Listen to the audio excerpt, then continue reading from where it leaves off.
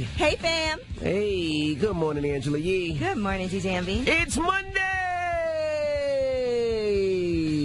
Yeah, back you to the heard that right. It's Monday. Oh, my goodness. Well, good morning, Yee. Well, good morning, DJ MV. How was your weekend? My weekend was jam-packed. On Friday, I was hosting this. Well, no, I was on a panel, and that is for Gabby. Shout out to her. She just released her new Air Max design. It was a competition, and she won that competition, so those Air Maxes are really dope. Mm-hmm. If you had a chance to see that at Woodstock Ivy. Then Saturday, I did this book club for teenage girls called Girls Talk. And the founder of it, Cynthia, she actually passed away from cancer last year, so we're trying to keep her book club going that she started, that we've been doing every single year. Mm-hmm. So we read On the Come Up. It was amazing. Sold out event with the young ladies in Long Island and Hempstead. And, of course, you know, I had to watch the Brooklyn Nets beat the 76ers, too, by the way, over the weekend, mm-hmm. which people didn't think was going to happen. And then yesterday I had to do a panel, and we started our prom dress drive giveaway at Juices for Life. So doing a lot. Yes. Doing a lot. Yeah, weekends, not really weekends anymore. Friday, of course, I was at the April Fool's Day comedy show, which was a sold-out show. Shout to... At the Barclays. At the Barclays Center. Shout to Michael Blackson. Shout to Rip Michaels. Shout out to everybody that came out. An amazing show. Then Saturday I flew out to North Carolina. Shout out to everybody in North Cackalack. And then we drove to South Carolina yesterday for a day party. So I was in South Carolina and I flew back. I landed, I think, like midnight, 1 in the morning. Oh, last night? Well, this morning. Oh, this morning. This right. morning. So and it's a tornado watch here in New York. Yeah, it was snowing in Chicago. The weather's crazy all over the place, huh? I don't know what's going on right now. I don't know what's going on either. And then I'm so upset. So I'm not going to talk. I'm upset. I'm not going to talk to anybody today because I missed Game of Thrones. So I didn't get talking to to us see already. I didn't get anybody who calls up here trying to tell me about Game of Thrones. Oh, it was crazy. I'm not talking to anybody. When I get off work, I'm driving straight home. I'm not turning the radio on to watch Game of Thrones. I can't believe they killed someone in the first. Oh, shut up! You don't watch it. I don't even watch it. I don't know. I was like, really? Who they killed? Did you watch it? Did you see it? I watched The Shy though. Eddie, did you see it? Nobody seen it up here? Wow. You're not Game of Thrones fans. You eat those Game of Thrones Oreos though? Oh my goodness, no. All right. Well, let's get the show cracking. I'm sure Charlamagne will be here in a second. Front page news, what we talking about? Well, let's talk about a monumental weekend for Tiger Woods. We'll tell you what happened with him. All right, we'll get into all that and more. Keep it locked. Here's Cardi B. Bruno Mars is Please Me. It's the Breakfast Club. Good morning. Morning, everybody. It's DJ MV, Angela Yee, Charlamagne the Guy. We are the Breakfast Club. Let's get in some front page news. Start off with sports. Congratulations to the Brooklyn Nets. They beat the 76ers 111-102. I'm going to go to the game this Thursday. I'm going to take my son. Yes, that's amazing. Magic beat the Raptors 104-101. The Warriors beat the Clippers 121-104. Spurs beat the Nuggets 101-96. Trailblazers beat the Thunder 104-99. The Celtics beat the Pacers 84-74. The Bucks beat the Pistons 121-86. The Rockets beat the Jazz 122-90. Now, if you're a hockey fan, I know it's playoff season. Who won in hockey? Islanders, baby. And the Islanders won. We have a big, huge Islanders fan. The Long Island Islanders, or the Brooklyn Islanders? Which one are they? That would be a good game for Guess What the Race New York Islanders. Guess what race he is? And what about Steph Curry? They said he actually surpassed the NBA Hall of Fame guard Ray Allen for the most made threes in NBA playoff history also. Yes, they that did. happened over the weekend. Yes, and the 76 is the first time I ever seen somebody pull out a cell phone during a game. That's how bad that's how bad it was. Yeah, they pulled out a cell phone. Shout out to Michael Rubin, though, man. Yeah, shout out to Michael Rubin. One of the 76ers. And Tiger Woods, by the way, won the 2019 Masters. That's his 15th major victory. Congratulations to him. Nike already put out a commercial like minutes later. I guess they've been holding that for quite some time because he hasn't won a Masters since 2005. Right. So it was a 14-year drought for that tournament for Tiger Woods, but he did win, which was huge. So many people watched because of Tiger Woods, too, by the way. Yeah. Serena tweeted out, I am literally in tears watching Tiger Woods. This is greatness like no other. Knowing all you have been through physically to come back and do what you just did today. Wow. Congratulations a million times. I'm so inspired. Thank you, buddy. Yeah, congratulations to Tiger Woods. He hasn't been doing well. He's had numerous surgeries ever since the cheating thing. It's just been all bad for him. So they're saying this is one of the biggest comebacks. Yeah, it is. He won the PGA Tour Championship last September, but for as far as the Masters, this is the first time since 2005. And even Steph Curry tweeted, greatest comeback story in sports. Congrats, Tiger Woods. Let me hold one of those 5 jackets one time. There you go.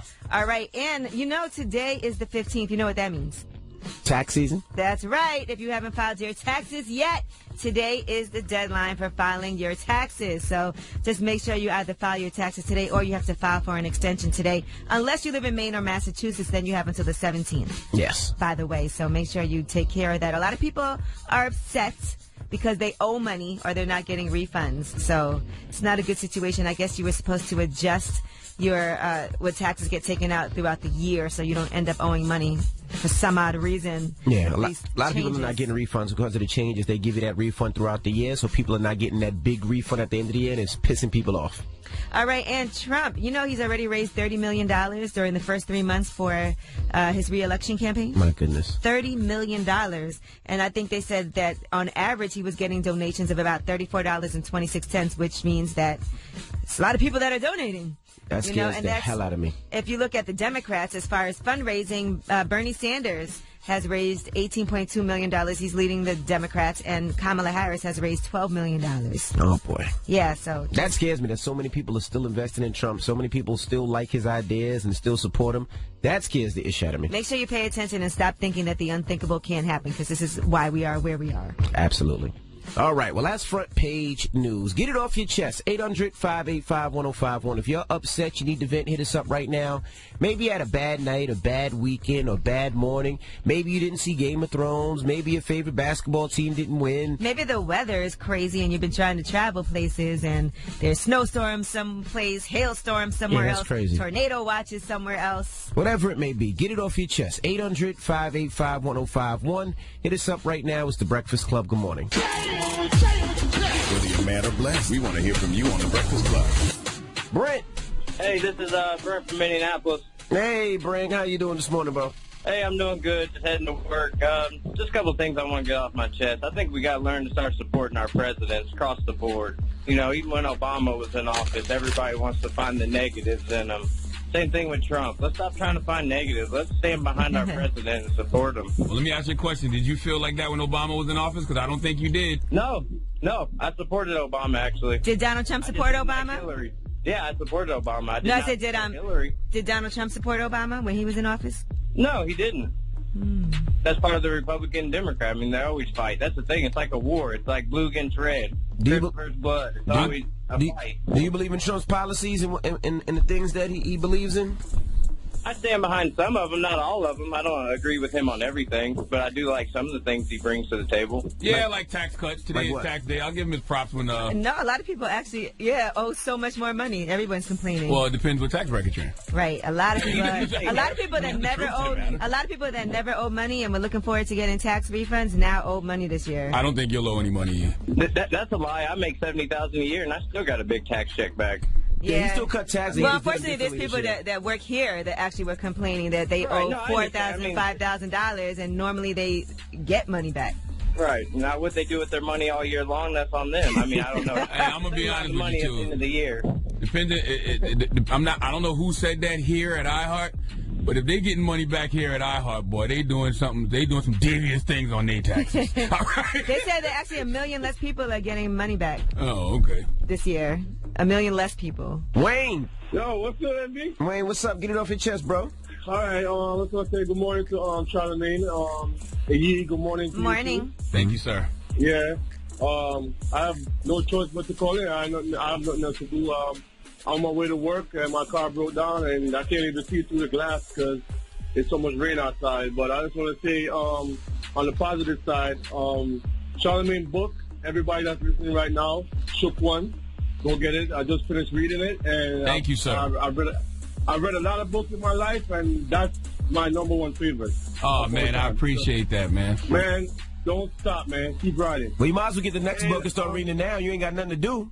Exactly. And Charlamagne. Yes, sir. If you can, call Instagram to the front of the congregation, man. Instagram? What did Instagram do? Instagram is cutting all meme pages, man. Like every single meme pages that me. I'm also a meme creator. I have tens of thousands of people that follow me. I get people through their day. You know what I'm saying? But my memes are in words, but it's a little bit on the sexual side, but it's in words, man. You know what I'm saying? And Charlamagne, I know you follow a lot of meme pages too. And imagine Instagram taking their content down for there's a lot more crazy stuff on the internet, man. Leave the meme pages alone, man. True. All right, brother. Go ahead and make a meme about my book, Shook One, Anxiety Playing Tricks on Me, available everywhere you buy books now. And my other book, Black Privilege. Both national bestsellers, but whatever. Get it off your chest. 800-585-1051. If you need to vent, hit us up now. It's The Breakfast Club. Good morning. Whether you're mad or blessed, we want to hear from you on The Breakfast Club. John, get it off your chest, John. Hey, Envy, I got a bone to pick with you, man. Uh-oh. Whoa. Yeah, so, in the words of Charlamagne, if we was listening to a Mayo station this morning, I'd expect them to say something about the cheating of Tiger Woods from over 15 years ago. Not you, brother. Did you hear what I said? Give him his day in the sun, man, and let him do his thing. Did you hear what I said? I said congratulations to Tiger Woods. He's been through a lot. He's been through the cheating scandal. He's been through surgeries. He's been through back surgeries. He's been through arm surgeries. He overcame all that and won. Congratulations. That wasn't bring up the cheating at all. I will say it is interesting to see women root for Tiger Woods now. Why is that? Because if he'd have got caught in that cheating scandal in 2017, 2018, they'd have buried him somewhere. Well, congratulations You know what I to him. mean? He's been through a lot, and to come back up, congratulations to I him. dropped one of Clues bombs for him. I love to see people bounce back from scandals. Personally. It was nice to see him and his son hugging. Absolutely. Kevin, What's going on, man? what's up, bro? Get it off your chest, man. DJ Envy, man, I want to make a notice to the mayor of Atlanta or somebody, man, because I done did 3 backflips off of the scooter this weekend, all because they had a crack in the road that I didn't see, man. And now I'm at work like I done got jumped at a gas station by 3 crackheads, man. My knee is killing me, man. You got jumped by some crackheads. Nah, man, I flipped off the scooter. I was on the scooter, right? I was doing 15, you know what I'm saying? I'm cruising. And next thing you know, I'm on the ground doing the somersault. Damn. So because they didn't fix the roads. Man, they got so many potholes in the road, man. I was so upset. But I tried to get up quick before anybody could see. Now I'm at work limping, man. My goodness. Well, you can report the potholes to the city, sir. You just I don't gotta. want to report the potholes, man. I want my knee to He ain't stop snitching on the You want potholes. his knee to stop hurting. Lord. Sorry for you, bro. You All went right, man. through that. You went through that, so somebody else don't got to go through that. But you don't want to tell where the pothole at. Big chocolate. Yo, what's up, gang? How's everybody? It's toe time. I thought you was locked up. We ain't hear from you in a minute. Yeah, it's been a minute, brother. So listen, we got Tiger Woods won the Masters. That's amazing, right? He was so happy. I thought he was going to start tap dancing on the golf course, right? Or doing the Dougie, right? So the only thing more amazing than that is Envy finishing his anger management class. What do you You think? have anger management classes? I didn't know you were anger management. I didn't know that either. Is that funny or what? No, it's not. Beige rage is real. That was actually kind of bad, bro. Xavier. Yes, how are you? Hey, what's up, man? Get it off your chest. Yeah, man, I just want to know, like, why I can't find a girlfriend. For the last, 10 years, I've been single. I became a hip-hop artist, and I got popular, but I still can't find a girlfriend. I just want to know what's going on, why, what am I doing wrong? Like, Easy. This is easy. This is easy. You're ugly. You're broke. And you're an aspiring rapper. You're not that good. Yeah, nobody wants a struggling mixtape artist as a rapper, sir. I mean, as a boyfriend. No, I'm not. I'm not struggling hip hop. I got music that's streaming pretty well. I've been on tours and stuff like that. Let me hear It's not something. about the Why music. don't you spit for First us? of all, what's your name? I go by Xavier the rapper, but people call me Walmart Drake because I look like Drake, and DJ Academics been making fun of me. He also DJ Check it out. Academics If they is call like- you it out. Walmart Drake, that's not a good thing, bro. I'm looking at him. I can see why I they know. call you. You're American Romanian. Well, guess what? I've never heard either Yeah. one of those names. Walmart, Drake, or Xavier the rapper. He's Googleable. He's what? Everybody's Googleable. Well, let me hear DJ something. Academics is the one that, I got a song called Won't Change that's on the radio, but I'm just saying, like... The radio you guys- where? You do know we do radio, right? You can't say you got a song on the radio we've never heard it. Where's the radio where? I played it before. In Utah, in Salt Lake City. I'm just lying. I never played it. Okay. But guys, let me hear you spit, rap, right fast. Okay, say my name, good as gold. Heard your track, is old. Be like Russ, be so cold. Be so new, but be so old. Okay. Boo. Hey, you know what's sad? You live in Utah where polygamy is legal and you can't find one girl. There's guys out there with Yeah, I know, a that's few true. and you can't find one. Yeah, I know. I just need help. I don't know if you guys can help me out. Or Nah, anything. can't help No, let's just try to help him out. This guy might go shoot up a school or something. He can't find a girlfriend. Hey, have you tried Backpages? What about Christian Mingle? He is a member of the Church of Jesus Christ of Latter-day Saints. You can't find a girl at a church? Or Christian Mingle? Nah.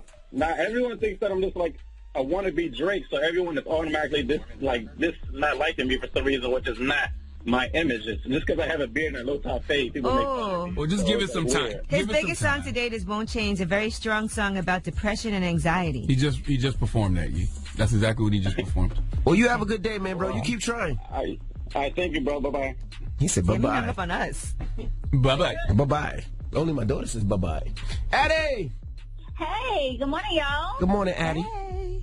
So I'm calling just to share some positivity. I am a sustainable writer, and I just wanted to shout out all the Black women. That's you, Angela Yee, and Hey Fran, Hey, people like that who I are love in Fran. the wellness atmosphere. Yes, I love her. I wish I knew her.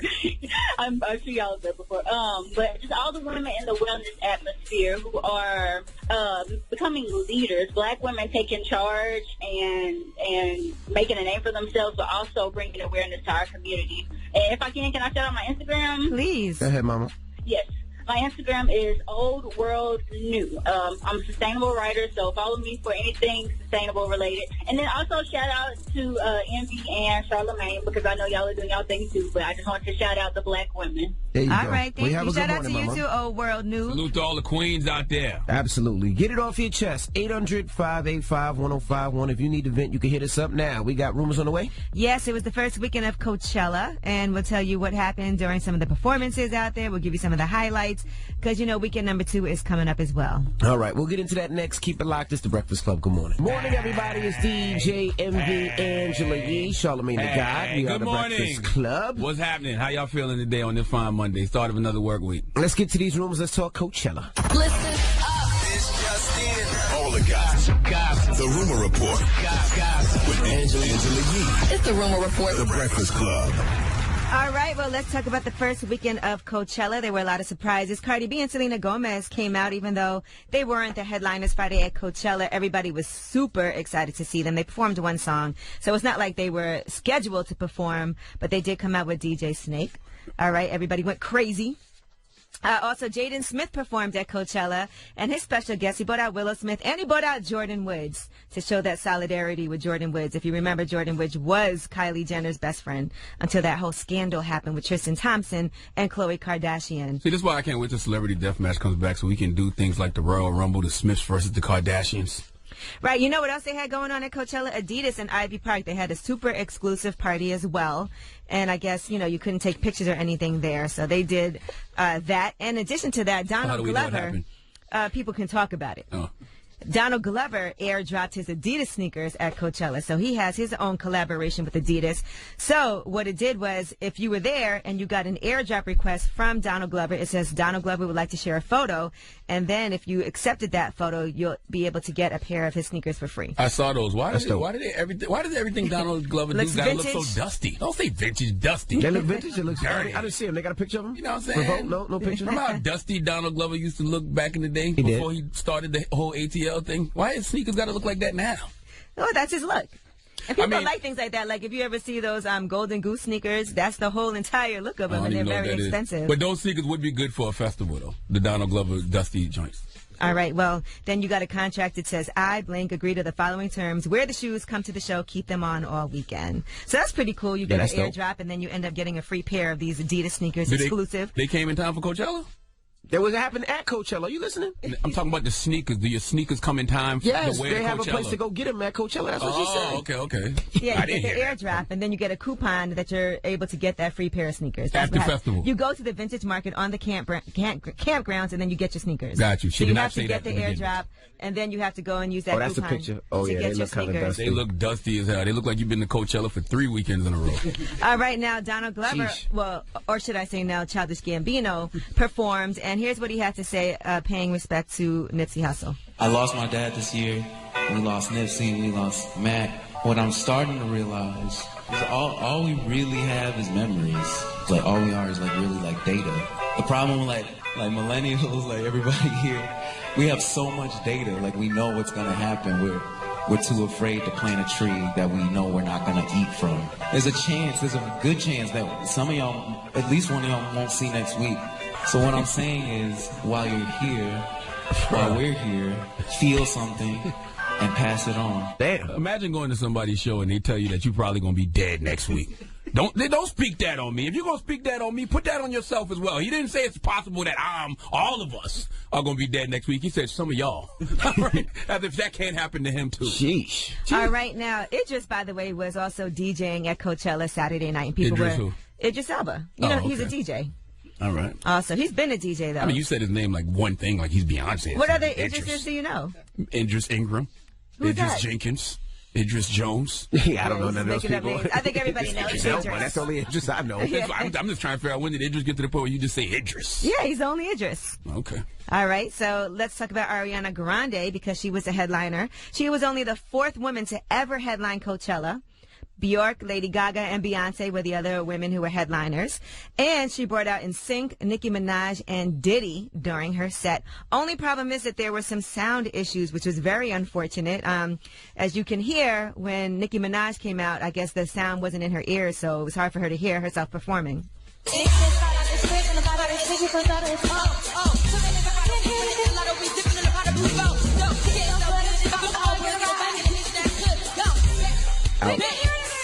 That's not her fault. I can't hear anything. And then people get mad when artists lip sync, but that's why artists lip sync, because they don't want to, mess up on those big stages like that. And it's Coachella. They should be able to have that sound right. Absolutely. But, I guess there's always things that can possibly go wrong. That's not their fault. Why was she paying so much homage to the old school, though? What happened? Well, Diddy also came out and he did Mo Money, Mo Problems, and Ariana Grande was singing Faith Evans' part of that song, and that was kind of in a tribute. So the theme was like an old school theme, like NSYNC, Diddy. Nicki Minaj not old school, but no, not really. No, she's not. No, she's generation now. Yeah, I mean, she had a 2-hour set, so she had plenty of time to go through different songs. So that's what she did. How was Kanye West? Did he do Sunday service? How was that? Did anybody talk about that? I thought that was coming up. I didn't see it. It might be next weekend. Yeah, I think it's next weekend. Next weekend? I don't think that happened yet. Maybe it's because I don't be on social media like that. It seemed kind of quiet for Coachella. Yeah, it's very They're quiet. going to be streaming Kanye's set, I think, so you'll be able to see his Sunday service. All right, now let's talk about Ariana Grande some more, because she also shared her brain scan on social media, and she says that it shows PTSD. She said, hilarious and terrifying. It is not a joke. So she said, she just wanted to make sure that she shared this. After seeing responses, she said, didn't mean to startle anyone with my brain thingy. I love science, and seeing the physical reality of what's going on in there was incredible to me. Someday when I'm more healed up, we can talk more about it. I did not know you can see PTSD via brain scans. Well, you should take a look at what her brain looked like when she posted it.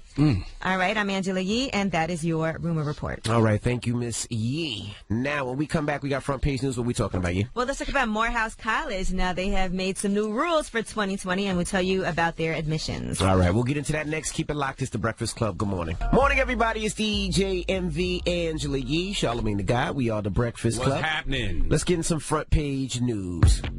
What are we talking about, Yee? Well, let's talk about Morehouse College. Now, they have made some new rules. They announced over the weekend that they would start to admit transgender students who identify as male, and that's going to start in the fall semester of 2020. So this is all part of their new gender identity admissions and matriculation policy. Spelman College already does that. They did that policy back in 2017 for transgender women. So that's going to be starting. So if you're a trans man and you want to go to Morehouse, you can get in. All right. Now, in the meantime, today is tax day. Yes, it is. So if you have not yet filed your taxes, you need to make sure you handle that. It's the last minute, but you can also get an extension. But you got to do something. Just don't sit around and be late with your taxes. You know I need an extension. I definitely You do? need an extension. Of course. Why you say of course? I always need an extension. I haven't paid my taxes on tax day in years. Me neither. I need an extension, man. Really? me I neither. thought you submitted your taxes a long time ago. I did, but I never went to go see the accountant. I just sent them the paperwork so I don't lose it. Last year I did start doing it quarterly, though. Like I started paying my taxes quarterly. I do, because, your business taxes are due on March 15th, and then your personal taxes are due April 15th. So I do everything before March 15th. I try to handle both at the same Now time. I got to go see him. I got to take a trip out to Long Island. All right, and congratulations to Tiger Woods. He won the 2019 Masters. That's his 15th major victory. Nike already put out a commercial. They had that ready to go. And that was a 14-year drought for that particular tournament for the Masters. He hasn't won that since 2005. So congratulations to Tiger Woods. Donald Trump tweeted out, congratulations to Tiger Woods, a truly great champion. Steph Curry said, greatest comeback story in sports. Congrats, Tiger Woods. And Serena Williams said, I am literally in tears watching Tiger Woods. This is greatness like no other. Is it the greatest comeback story in sports? I don't wouldn't know say if it's the greatest comeback it's a story in great sports. comeback story. I wouldn't say the greatest, but he went through a lot to come back and win. Numerous surgeries. Yeah, but think about me. Listen, all he really did was cheat on his wife. Yeah, but he had a bunch of back surgeries. He had like 2, 3 back surgeries. Okay, he had a DUI. He had, I think, a shoulder Jordan surgery. went through. Michael Jordan lost his father. You know the emotional and mental toll that took where your father got murdered. I would say the greatest. Came back and won 3 championships. Yeah, I'm not gonna say the greatest. It's a great comeback story. Comeback, yeah. But the greatest. I mean, Tom Brady against the Falcons was pretty great, even though that was during the game. But still, you know what I mean? That's a great comeback. All right, now let's talk about Chicago. Now, there's a new surveillance video that shows Chicago police officers pushing and dragging a student. Now, the student was a 16-year-old girl, and they have video that was obtained by the Chicago Sun-Times, and the officers initially said that the young lady got very violent with them and that she initiated the violent encounter. But when you look at the video, it's a totally different story. Now, it turns out their statements are completely untrue and are completely contradicted by what is shown on the video. I know you guys will find this hard to watch, but 16-year-old Enigma Howard, she says that her civil rights were violated. She was initially charged with 2 felony counts of aggravated battery against the officers. Those charges were dropped less than a week later in the interest of justice. That's what prosecutors said at the time. You can see that she had an encounter with the officers that was recorded on a cell phone by one of the students. It shows the officers using a stun gun on her, but they don't show what led up to that point. Now, there's a new video that was taken from a second-floor camera at the school, and that's where you can see that she's talking to a student. She's giving the student a hug as the officers are standing by, and then the student walks away less than a minute later, and she starts moving away from the stairwell. And then they said, according to the cameras, without any physical provocation, an officer grabs her and pushes her down a set of stairs. As she struggles, the other officer quickly follows and students gather around, and then you can see an officer pulling her down the bottom flight of stairs by her leg and another one holding on to her from behind, and then they hit her with the stun gun. I'm not watching that because, when I watch stuff like that, then I start thinking about stuff like that happening to my daughter, and that's the point I want to make right now. As police officers, what do you expect from men? You know what I'm saying? Because I'm sure a lot of you officers are men, and y'all have daughters, and y'all have women in y'all life that y'all love. What would y'all do if y'all saw a man doing that to the woman you love? You're asking too much of us as civilians to just sit by and let you manhandle mine just because you're a police officer. Yeah, that's crazy. You're asking too much, buddy. And she did admit that she was resisting the officers, but she said she was responding to their actions. Of course, if you're dragging me down some stairs, throw me down the stairs. I'm resisting. A 16-year-old, you can overpower her. You don't have to push her down the stairs. That's just a charge you got to take. You're going to have to get an assaulting an officer charge. You know what I'm saying? You're going to have to risk getting shot by a police officer that day because you're not going to just sit around and watch some grown-ass man throw around your child like that. All right. Well, that is your front page news. Now, let's open up the phone lines. 800-585-1051. Let's talk about Amir Johnson. Now, Amir Johnson plays for the 76ers. Over the weekend, there was a big controversy during the game, during the playoff game versus during the the Brooklyn game Nets. where the Brooklyn Nets beat them. Yes, he pulled out his cell phone in the fourth quarter. Well, listen, I would like to say that We'll be watching our Nets tonight as well. Next hour, we have a guy coming in by the name of Cal Newport. He has a book called Digital Minimalism, and this is exactly why he wrote that book for people like Amir. Well, 800-585-1051. How do you feel about him pulling out his cell phone during the middle of a playoff game? Ridiculous. 800-585-1051. You're talking a lot of stuff for a 7-game series. You know it's a 7-game series. You know they got to win 3 more times, right? Okay, it's my Brooklyn Nets. We could pull it off. Okay. We had a lot of upsets, and people didn't believe in the Brooklyn Nets. I believe in our Nets. 7-game series. 800-585-1051. And we thought they was going to get swept. By Philly? I didn't say swept. I thought they were going to lose. But it's a 7-game series. I want the Nets to win. 800-585-1051. Call us up right now. It's the Breakfast Club. Good morning. Morning, everybody. It's DJ Envy, Angela Yee, Charlamagne the Guy. We are the Breakfast Club. Now, if you just joined us, we're talking Amir Johnson. Now, Amir Johnson plays for the Philadelphia 76ers. During the playoff game versus the Brooklyn Nets, he pulled out his cell phone, and because of that, he got kicked out of the game and was fined. 800-585-1051. What do you feel like? How do you feel about that? Draymond Green, a player that plays for the Warriors, said, well, hey, I mean, you pull out your phone during your work day. When you're at work, you pull out your phone, so what's the big problem?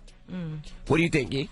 I mean, I think if the rule is you're not supposed to be using your cell phone while you're on the bench, you should be paying attention to the game. Unless it's an emergency, in which case somebody should be able to contact whoever is your assistant or whoever works for the team and let them come and get you.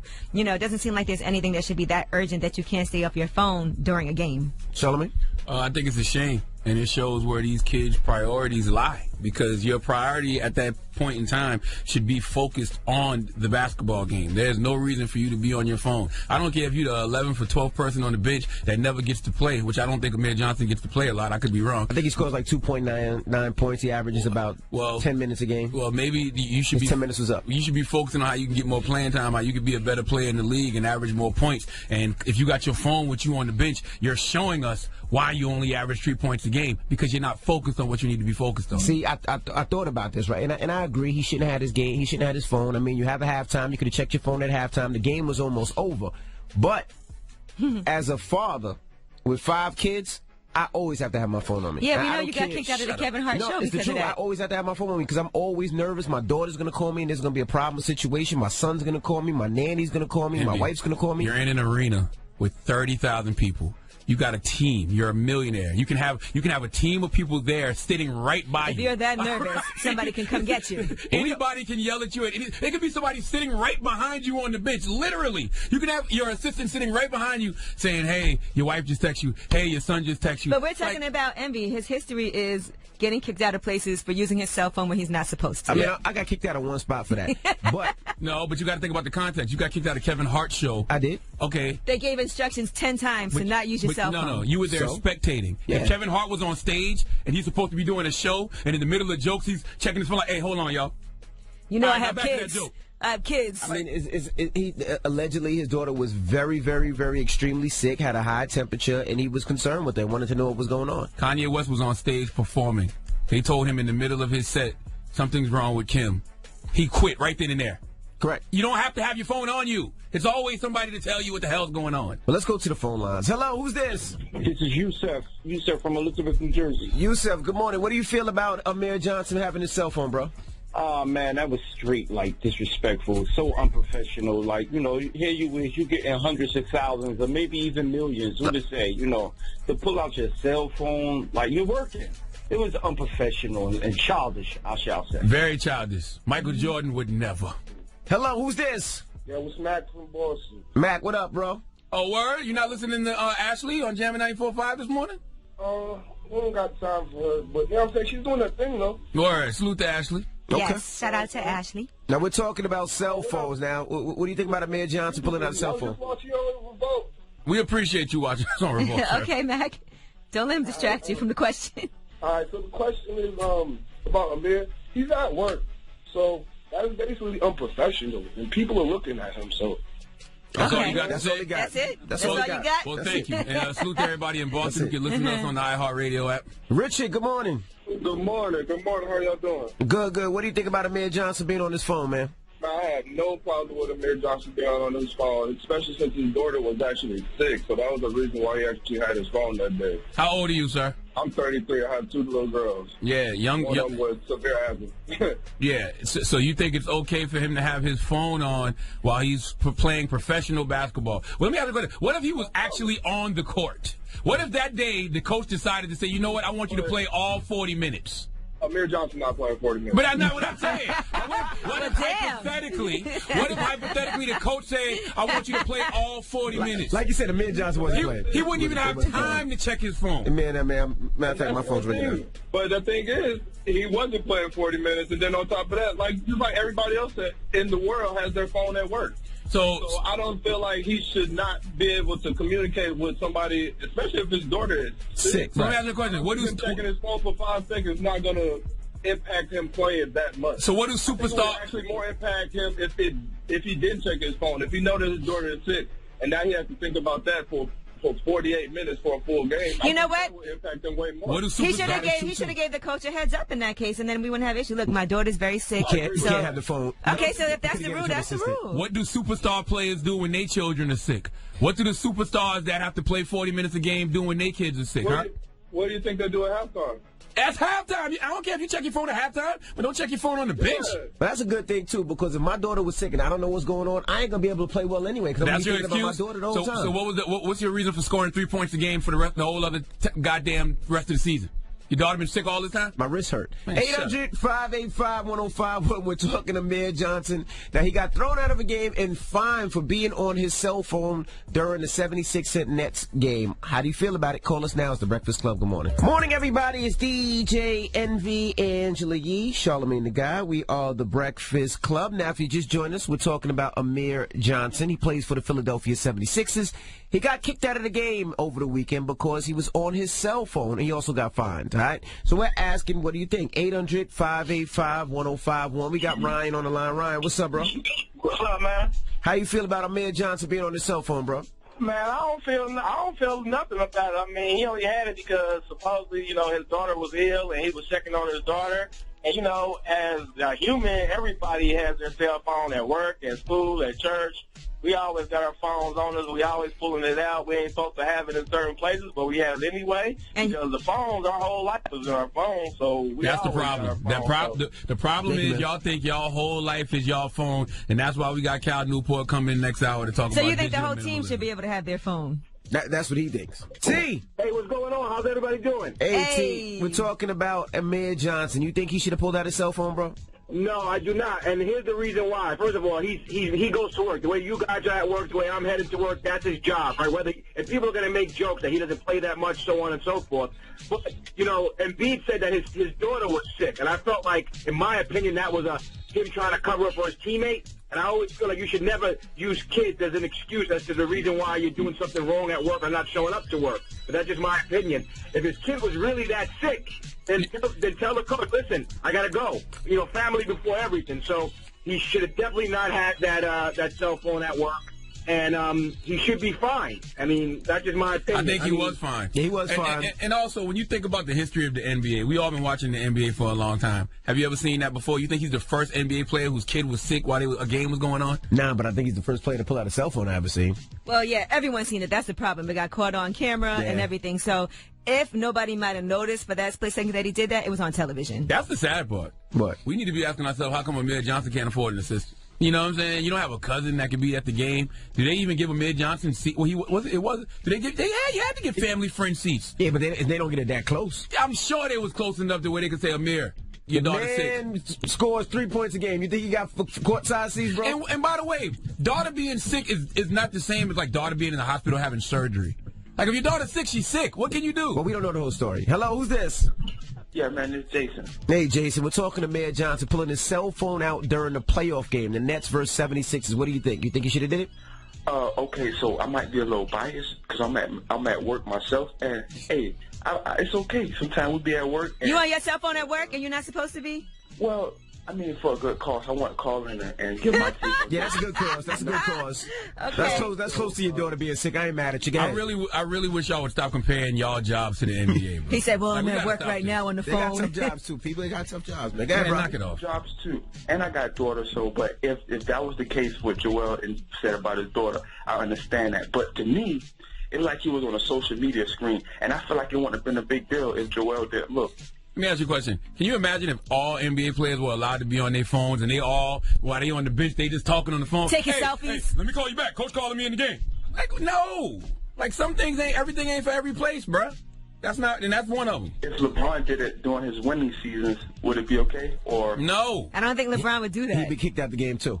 But if he wasn't sitting next to Joel, he probably would have never seen him because they wouldn't have. He probably always take his phone out. They would have put the camera on him. Yeah, he might always do that. Yeah, I never even heard of Amir Johnson. And the fact that he was getting blown out, I think they wouldn't have had the cameras on the bench if they was losing. Yeah, no, I mean, they had the camera on Joel, and he just happened to be sitting next to him. But thank you, bro. Joel. No problem. You're right, man. What's his name? Joel Embiid? Joel Embiid. Joel. Oh. Now, what's the moral of the Joel story, used guys? to work at Revolt. There is no moral to the story. You know what I'm saying? I just think that, we got Cal Newport coming in next hour. He's got a book called Digital Minimalism because for whatever reason, y'all think y'all smartphones are y'all life. Like, smartphones are not an organ. It's just a tool, and you got to know when to pull your tools out. All right. Well, when we come back, we got rumors on the way. What we talking about? Yes, let's talk about Nipsey Hussle, and we'll discuss what Jhené Aiko had to say to her ex-boyfriend Big Sean, and that all has to do with Nipsey. And eBay has had to shut down some things. Plus, Reggie Bush got in some drama. All this surrounding Nipsey Hussle. All right, we'll get into that next. Keep it locked. It's the Breakfast Club. Good morning. Morning, everybody. It's DJ MV, Angela Yee, Charlamagne the God. We are the Breakfast Club. What's happening? Now, I have to announce this. I'm so excited about this. You're pregnant. No, I'm not pregnant. Oh. But September 7th, mark that date, September 7th. It's a long way from that. I know it's a long way, but I got a plan. I got to make sure everything is right. You're just going to skip to summer, huh? Yeah, I'm going to skip to summer. My car show is back September 7th. All right, September 7th is around my birthday. My birthday's September 3rd, so I'm doing a big birthday car show sponsored by Lincoln Tech. September 7th, you'll see cars from your favorite celebrities. If you want to see how your favorite celebrities drive or what they drive, September 7th, the car show will be in New Jersey. All right, it's at the convention center. You're really early on this. Yeah, the Meadowlands Convention Center. Actually, tickets go on sale today. Oh. Meadowlands Convention Center. If you want to see what your favorite celebrities drive, like 50 Cent, Pusha T, CeCe Sabathia from the Yankees, Fabulous, and a whole lot more. It's going to be a great family day. And the reason I say family day is the way that we do it is there's jumpies, there's face painting, there's balloons for the kids. There's a section where the kids can really enjoy themselves. There's going to be all types of cars from American Muscle to unreleased cars, Ferrari, Lamborghini, Bugatti, Rolls Royces. It's going to be just a dope day. All right, so tickets go on sale today. The first 1,000 tickets are $20. Kids under 5 are free. So it's just going to be a big family fun day. Like we did it last year. It sold out. We had such a great time. So we're doing it again this year. Again, September 7th is the date. If you want tickets, you can hit up eventbrite.com and definitely check it. But we want you to come through. There's so many different people. People flew in from Canada, from Houston, from Miami. It's just a great day. Charlamagne didn't give me his car last year, but that's all right. I don't have a car. I'm broke, baby. You had a Cadillac. What happened to your Cadillac? My 2002 Cadillac Escalade with 373,000 miles on it. Yes. I sold it for $750. No, you didn't. I did. I sold it for the parts. There you did. Get out of here. I did. I'm that serious. Get out of here. Actually, $1,000. Get out of here. But again, I'm serious. September 7th is the date. The Meadowlands Convention Center is brought to you by Lincoln Tech. And again, if you want to see what your favorite celebrities drive, there's going to be so many celebrity cars there, so many people there. It's just a big, fun day. Tickets are $20 right now. The first 1,000 tickets are $20. So, we appreciate you guys and hope to see you guys out September 7th at the car show. Yeah, 5 months from now. Okay, but mark it on your calendar. Mark it on your calendar. You'll remember again in August. No, because it's a big venue and tickets go fast. So we got to get people's cars in. It's a lot to do. It's not doing the car show. It's not an easy thing. All right, but now, when we come back, we got rumors. We'll tell you about T.I.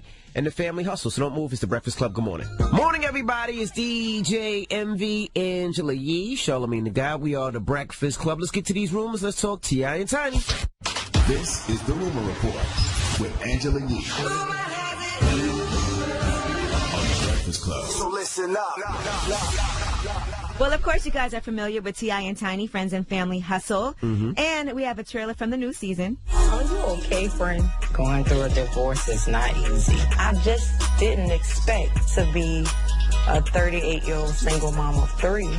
Love you. I couldn't imagine going through a divorce with kids, man. I'm on my own, like on my own. But God gonna give you the strength to do whatever you need to do. The problem is this, according to some insiders, they're upset that Monica will not talk about calling it quits on her marriage. She won't even mention Shannon's name, her ex-husband Shannon.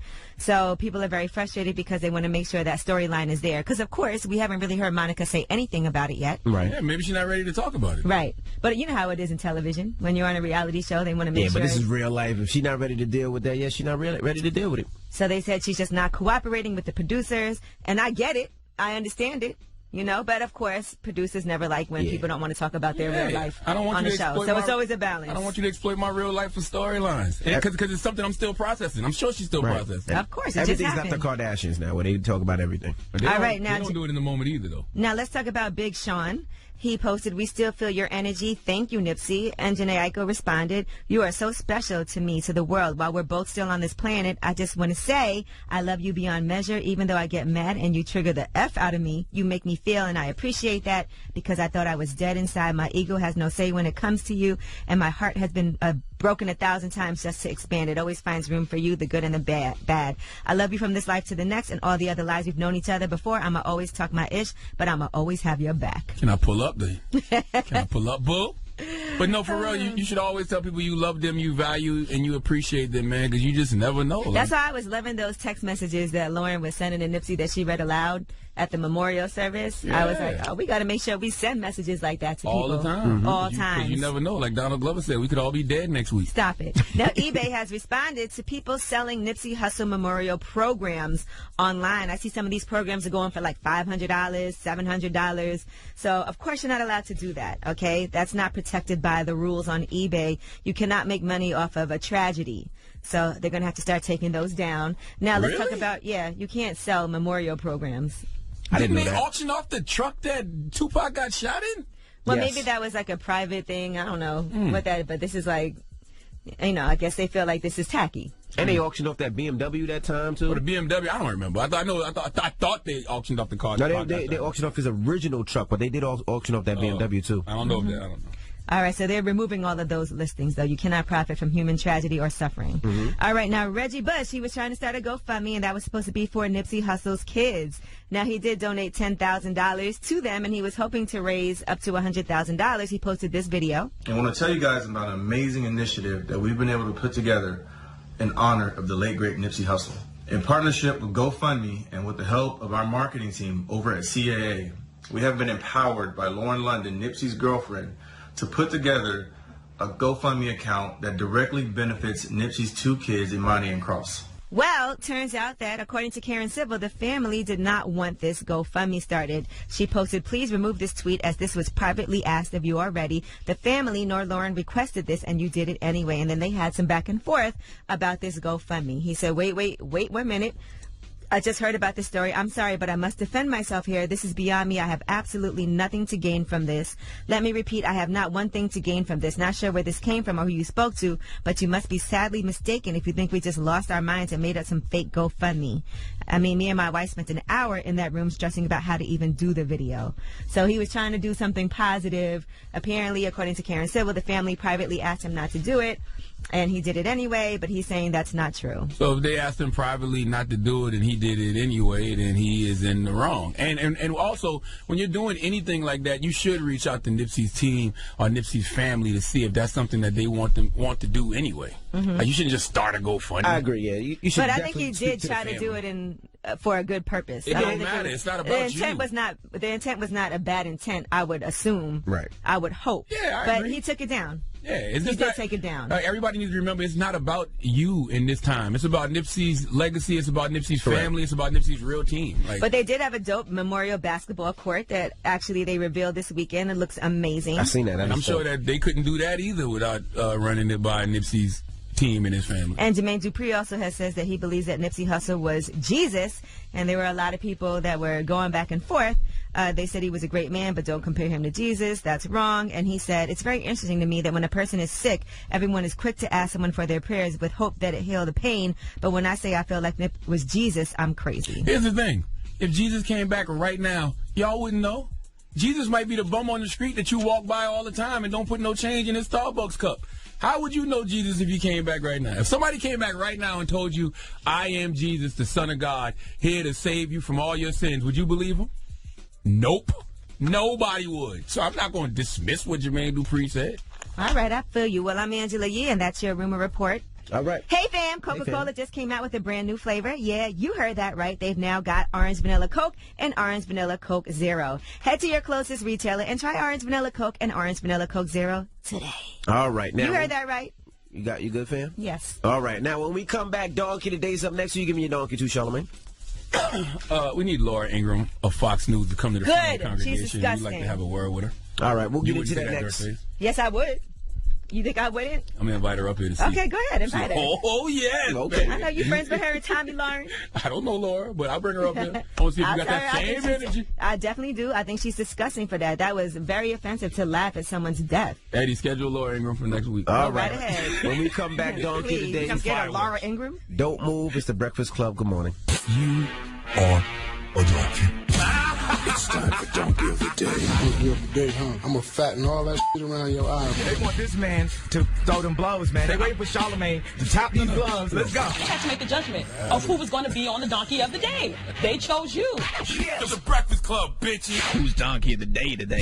Yes, Donkey of the Day for Monday, April 15th. Tax Day goes to Fox News host Laura Ingraham, and we got to tax that ass this morning, Laura. Now, on Friday's episode of The Ingraham Angle, Laura decided to report on the funeral services of the late, great Nipsey Hussle. Dropping a clues bomb for Nipsey Hussle, damn it. Okay.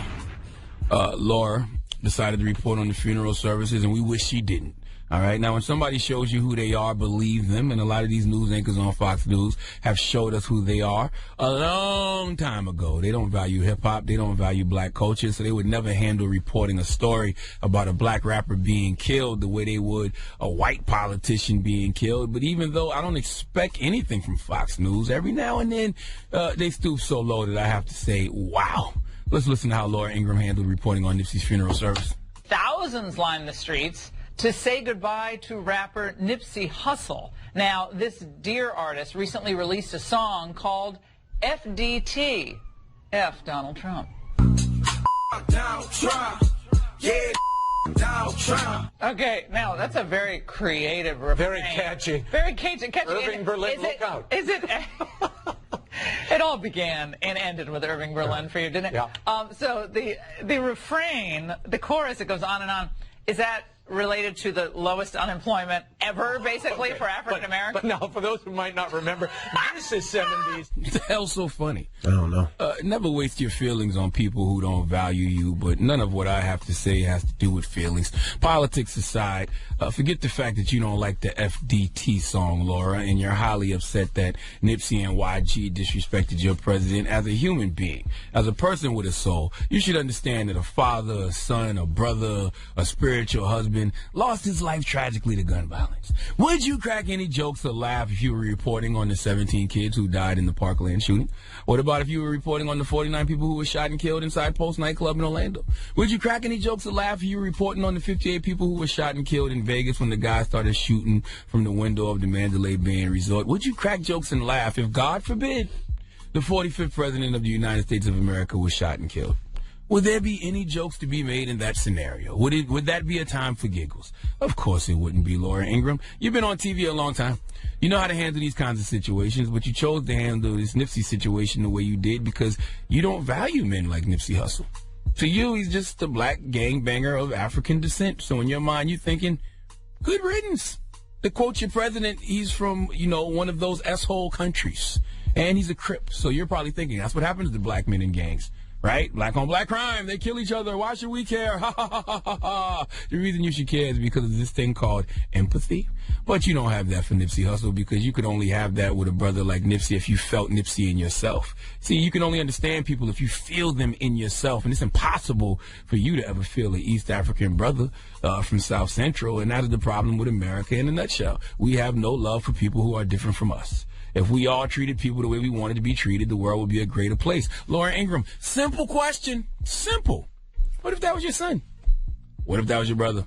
What if that was your father? What if that was the father of your children? Would you be okay with someone laughing at his untimely demise in any way, shape, or form? Of course you wouldn't. Actually, we all have to get to a point in America where the golden rule isn't even enough anymore. Meaning, don't treat people how you want to be treated. Treat people how they want to be treated. All I want is for you to have some respect for me and mine. I just want you to have some empathy for me and mine. Have some empathy for other human life, period. There is something about valuing people, not because they value you, but because you can see God in them. I repeat, there is something about valuing people, not because they value you, but because you can see God in them. But it takes a God to recognize a God, and I would never expect a mayonnaise-flavored devil to recognize a black God when they see one. Too much goddamn mayonnaise. You're goddamn right. Please let Kathy Griffin handle my light work. Please give this giant jar of mayo the biggest hee-haw. Yeah, I didn't see nothing funny with that. No. Laura Ingraham, the word of the day is empathy. Cracker ass cracker. Okay. Jeez. All right. Well, thank you for that donkey today. Mm-hmm. And let me shout out to everybody. When I just announced the car show, we sold 400 tickets. I sold 450 tickets in 2 minutes.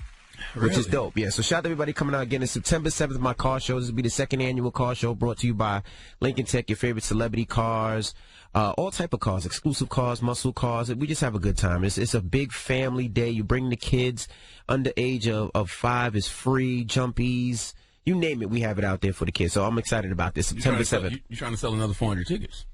No, I'm just talking about the event. I'm excited. I'm proud about my event. I put this together myself. But you are trying to sell another 400 tickets.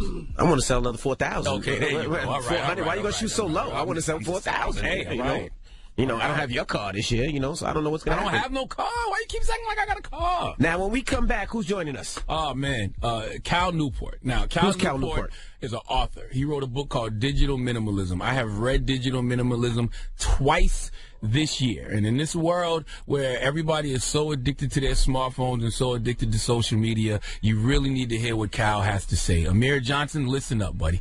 All right? So you can be focused for the next Sixers Nets game. Oh, my bad. I was on my phone. All right, yeah, we'll talk to Cal when we come back. Don't move. It's the Breakfast Club. Good morning. Morning, everybody. It's DJ NV, Angela Yee, Charlamagne the Guy. We are the Breakfast Club. We got a special guest in the building. Yes, sir. Author Cal Newport. Welcome, sir. Thank you for having me. Not just an author, also a professor. Yep. Teacher at Georgetown University. When he wrote this book, it's called Digital Minimalism, Choosing a Focused Life in a Noisy World. I know you've heard me talk about this book. I love this book. I've read it twice. He just threw down his phone, as a matter of fact, on the table.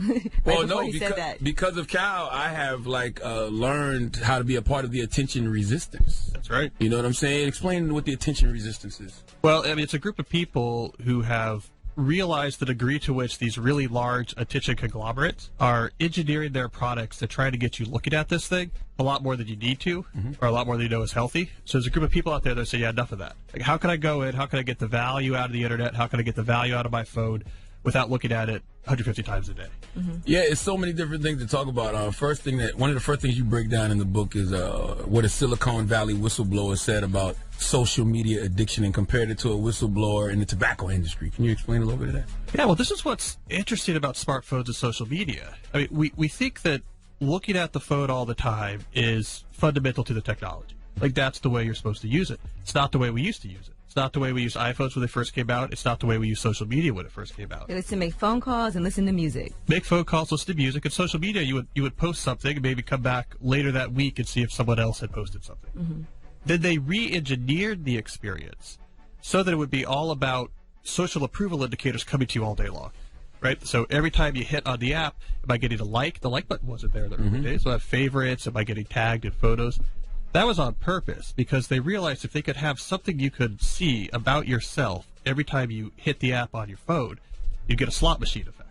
And people get devastated when they post a picture and they don't get enough likes, and they're like, oh my God, what's wrong with me? Yeah. And Tristan Harris, this whistleblower from Google, he claims that Instagram was even artificially holding back the favorites on the photos because they had studied the reinforcement schedules for slot machines and realized if you sometimes see nothing and you sometimes see a lot, it's much more compulsive to come back. And so, like, a lot of what I'm arguing is this idea that you have to use the phone all the time. That's not fundamental to the technology. That was essentially engineered by a small number of companies because they had to get those revenue numbers up before their IPOs. Now, are we talking about the phone itself, the internet being bad, or just the social media element of it? It's the social media element, but not even the social media element. It's the engineered social media experience that gets you to look at the phone all the time. And I try to separate those things. I mean, I think the internet's great. I think smartphones are a miracle. I think the ability to connect with people online is a huge innovation. The thing that gets me upset is how a small number of companies took that good behavior and used it as the foundation to get us to do this all day long. So we're like addicted. So how do you declutter? Yes, the digital declutter. Yeah, digital declutter. It's like Mary Kondo. I didn't know anything about Mary Kondo. Now I know a lot about Mary Kondo after I read. People were telling me about this decluttering your closet. I guess it's the same thing with your phone. I need to do that. Yeah, exactly, right? Well, here's the idea, right? Essentially, I worked with about 1,600 people last year. And we went through this thing. It worked really well. And, you know, what I had them do and what seemed to work is I said, step away from everything for a month. Like, everything you could step away from where it's not going to cause trouble. You know, don't go on your social media, no video games, don't look at the news online. Step away for a month, get some space. When you're done with that month, rebuild what you're doing in your digital life from scratch, except for this time, say, what do I really need? And then when you add it to your life, say, how am I going to use it? So you clean out the sort of haphazard pile of various apps and services that you've sort of just downloaded and signed up for, over the years that you use somewhat randomly. You clear that all out, and you rebuild it from scratch. But this time you rebuild it, this is what I really want to do, and here's how I want to use it. So you're getting the value, but you're not getting taken for a ride. You got several steps for the digital declutter. What do you think the most important one is? Because I want them to go read his books. I don't want to give them all of them. But what do you think the most important one is? Well, it kind of depends on who's doing it. But when younger people are doing the declutter, really the hardest thing about it for them is what do they do without the screen? Mm-hmm. So actually taking that time when you don't have the screen to look at during the declutter and putting in some real effort and figuring out what do I want to do instead, like how do I actually want to spend my time, that's really crucial. So the people who did it, who actually experimented and reflected and thought hard about what do I really want to do with my time, they succeeded afterwards in sort of really rebuilding their digital lives. The people who just tried to white knuckle it, said I just want to break, I just want to detox, I just want to get away from it for a little while, they really had a hard time staying away, and they fell back into what they were doing. You said a lot of people couldn't even do the 30-day. Yeah. Well, I mean, it's hard. We don't know the degree to which, like, this is an escape, right? I mean, every moment that you feel a little bit bored, you look at the screen. When something hard's happening in your life and you want to deal with it, you look at the screen, when the demons come out, right? Instead of actually grappling with those demons, you say, let me just do a little bit more scrolling. It's a really big escape for a lot of people, but that has its consequences. I also think we don't understand how big, to a degree, how much of an addiction it is. Because human beings love validation. Like, God forbid you leave your phone at home for the day by accident. People feel like they cannot function. Yeah. Because I do that all the time by accident. But for me, it's more than just social media. Like, for instance, on a drive-in, I use Waze every morning. That shows me if the police are out. Like, it's more than just social media. And for me, and I know a lot of people, even I make it my kids, this is kind of like a library for me. You know, back in the day, you'd have to go to the library to look up things and to pull stuff from encyclopedia. But for now, if I do get to a point where I'm waiting, let's say I'm waiting at a doctor's office or waiting somewhere, I open up my phone and I look at things that are my hobby. I look at cars, I look at vacations, I look at destination points. Well, Kyle doesn't think social media is bad. You just think we should use it as a tool. That sounds like you're using it as a tool, right? Yeah, well, this was the main argument I used to get from the social media companies, right, is they want to mix everything together. So I say I'm unhappy with this fact that you re-engineered your product to try to get me to look at it 150 times a day. And they say, what, you don't think we should use smartphones? But I'm a computer scientist, right? I'm a computer guy, I'm a tech guy. I think the modern smartphone is a miracle. I think Google Maps or Waze, like this is a miracle. I think Google, right, the ability to Google things, that's actually like a profound step. I think long-form podcasting is actually having a sort of a massive innovation. It's giving people about an hour back per day, being able to listen to interesting content. That's all important. The thing that gets me is the fact that doing this all the time is not at all fundamental to any of those values, right? And that's what I'm trying to get people away from, is just the sort of the mindless pulling this out as a way to sort of escape everything else. And what's happening is it's not that this is bad when you're doing it, it's the fact that when you do it all the time, it keeps you away from the things you know are more important. Right. All right, we have more with author Cal Newport. He's also a professor at Georgetown University. Don't move, it's the Breakfast Club. Good morning. Morning, everybody. It's DJ Envy, Angela Yee, Charlamagne the Guy. We are the Breakfast Club. We have author and professor Cal Newport in the building. Yeah. I talk to kids all the time, and I was talking to these young girls at a high school the other day, and we were discussing social media and how they use it and how difficult it is for them to not respond to certain things. How do we get kids out of this mindset where they feel like they have to be on social media all the time? They have to respond to criticism. They're mean to each other. What can be done about something like that? Social media for the teenage brain is a really bad mix from a mental health perspective, from a health perspective. And so my prediction is I wouldn't be surprised if, let's say, 5 years from now, the idea that you would let a teenager use social media, we're going to think about that like we think about smoking. Right? Yes. That the teenage brain was too susceptible to nicotine. So we figured out, okay, you don't want teenagers to smoke because it's developing in a certain way where the nicotine hits it really, really strong. I think we're going to see that with teenagers' social media, that once this was re-engineered to play off of these psychological vulnerabilities, you get to look at it all the time. You combine that with the adolescent brain. And the mix is explosive. And we see these trends. It's really, really distressing. You look at mental health disorders, you look at hospitalizations for self-harm or suicide attempts, you look at it by birth year, right? As soon as you get to the kids who are born late enough to have smartphones and social media starting in their early adolescence, it's right off the chart. You talk about that in the Spend Time Alone chapter a lot. Yeah. Like you say these kids need, you call it solitude deprivation? Yeah. Break that down. Yeah, so what happens if you never give yourself any time alone with your own thoughts? Just it's you and your thoughts, you're bored, you're looking at the world around you, but you're not looking at input that was created by another person. Well, young people have pushed that experiment to the extreme, because if you want to find a group of people who never have any time alone with your thoughts, it's really like the teenagers with their phones, right? They're on it constantly. And we see the anxiety really jump up for that particular generation. So I think that's the canary in the coal mine that's telling us when you start banishing time alone with your thoughts, short circuits the brain. And so what happens is you get anxious. And I think as a culture, we have this background hum of anxiety that we've just become used to. Like, yeah, you just kind of always feel a little bit anxious. But a lot of this is really just for short-circuiting the brain, because this brain was not meant to be processing input from other people all day long, right? I mean, this is not what our brain evolved for. So it's crossing some wires in there. So we're all a little bit frazzled. We're all a little bit anxious. And we don't realize it's probably self-imposed. Now, what age do you suggest that kids start getting on social media, I guess, or start using their smartphones? I would say 18. 18? Yeah, and I'm alone. Everyone thinks I'm crazy. You know, I say 18 mainly because I don't use social media too. Oh, so you don't use social media at all? So to me, I'm saying, hey, make it 25, we're probably okay. I'm 35 years old. All this stuff was around. I'm an author. Never had a social media account. And that managed to write how many books because of it? Yeah, because of it, probably. Yeah. 6. And the reason is because you feel like it's not necessarily good for the brain.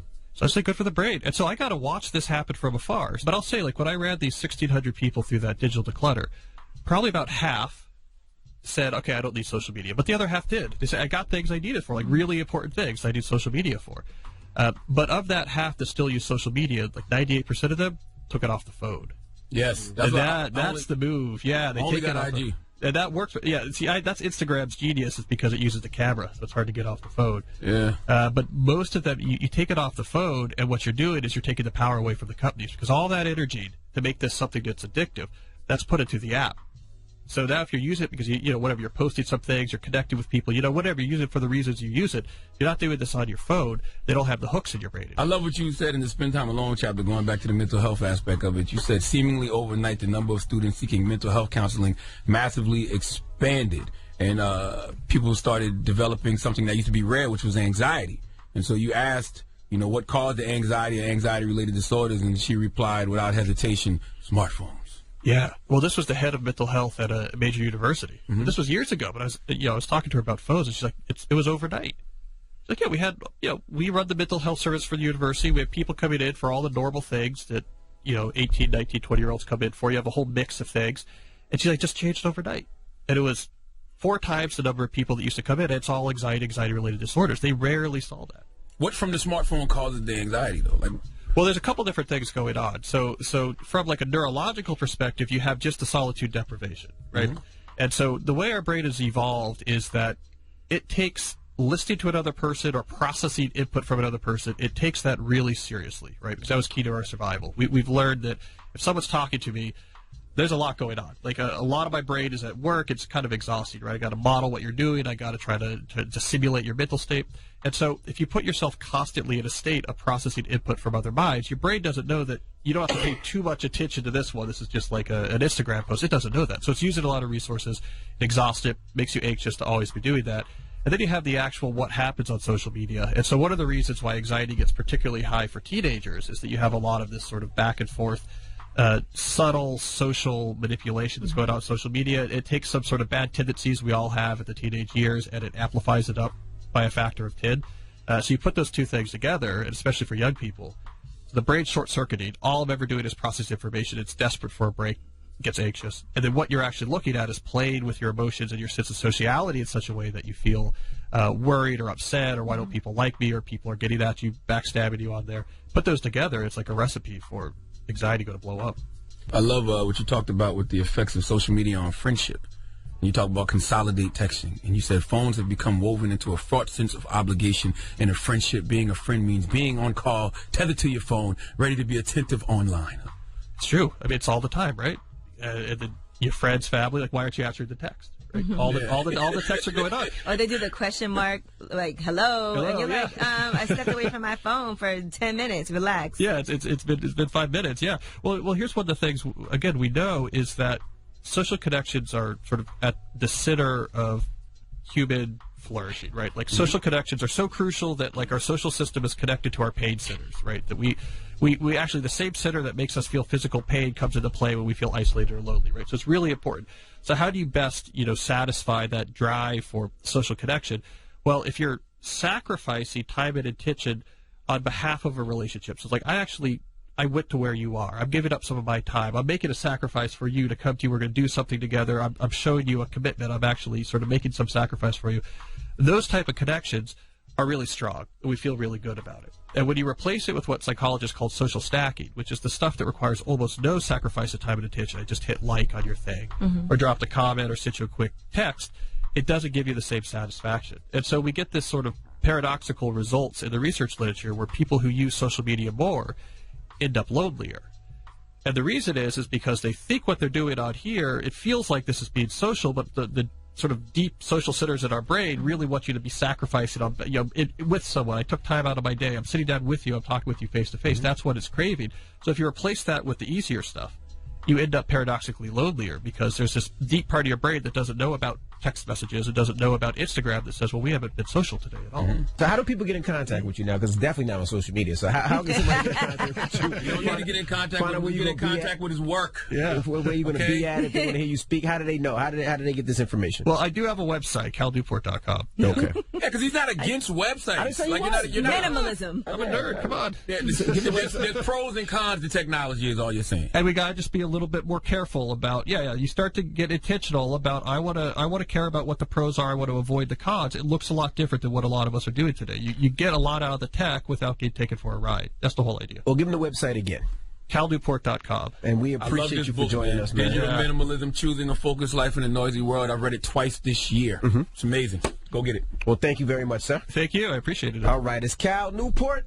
It's the Breakfast Club. Good morning.